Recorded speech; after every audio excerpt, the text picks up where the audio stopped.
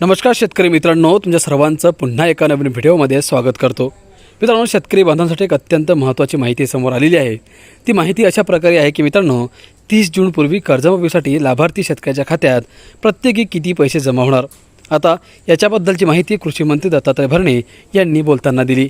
मित्रांनो, ही सविस्तर माहिती या व्हिडिओच्या माध्यमातून आपण जाणून घेणार आहोत, त्यामुळे हा व्हिडिओ तुम्ही शेवटपर्यंत बघा आणि आपल्या माझी माहिती या यूट्यूब चॅनलला सबस्क्राईब करू नक्की घ्या।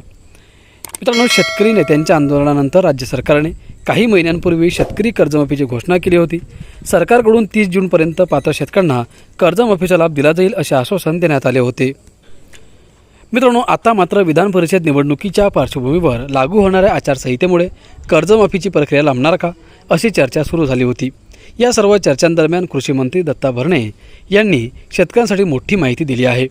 मित्रांनो, केंद्रीय निवडणूक आयोगाने महाराष्ट्र विधान परिषदेच्या 17 जागांसाठी निवडणूक कार्यक्रम जाहीर केला आहे। या निवडणुकीचा निकाल 22 जून रोजी लागणार असून संपूर्ण निवडणूक प्रक्रिया 25 जूनपर्यंत होण्याची शक्यता आहे।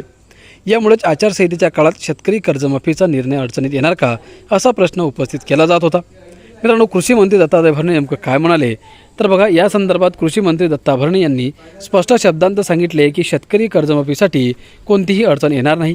मुख्यमंत्री देवेंद्र फडणवीस याबाबत योग्य निर्णय घेतील। तसेच थकबाकीदार शेतकऱ्यांना 2 लाख रुपयांपर्यंत कर्जमाफी दिली जाणार आहे। तसेच नियमित कर्जफेड करणाऱ्या शेतकऱ्यांना 50,000 रुपयांचे प्रोत्साहनपर अनुदान दिले जाईल। मित्रांनो, 30 जूनपूर्वी शेतकऱ्यांच्या खात्यात ही रक्कम जमा होईल। राज्य सरकारच्या या योजनेत केवळ थकबाकीदार शेतकरीच नव्हे तर वेळेत कर्जफेड करणाऱ्या शेतकऱ्यांनाही दिलासा देण्याचा प्रयत्न करण्यात आला आहे। नियमित कर्ज भरणाऱ्या शेतकऱ्यांना 50,000 रुपयांचे प्रोत्साहनपर अनुदान देण्यात येणार असल्याने अनेक शेतकऱ्यांना आर्थिक मदत मिळण्याची शक्यता आहे। या निवडणुकीत सर्वसामान्यांचा मतदारांचा सहभाग नाही। विधान परिषद निवडणुकीत ही स्थानिक स्वराज्य संस्थांच्या मतदारसंघातून होत आहे। या निवडणुकीत सर्वसामान्य मतदार करत नाही। स्थानिक स्वराज्य संस्थांमधून निवडून आलेले लोकप्रतिनिधी मतदानाचा हक्क बजावतात।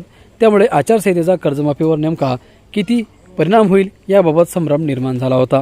मित्रांनो, आता राज्य सरकार निवडणूक आचारसंहितेच्या पार्श्वभूमीवर कर्जमाफीचा निर्णय कशा पद्धतीने राबवते हे पाहणे महत्त्वाचे ठरणार आहे। मात्र कृषी मंत्री दत्ता भरणे यांच्या वक्तव्यानंतर शेतकऱ्यांमध्ये काही प्रमाणात दिलासा निर्माण झाला आहे।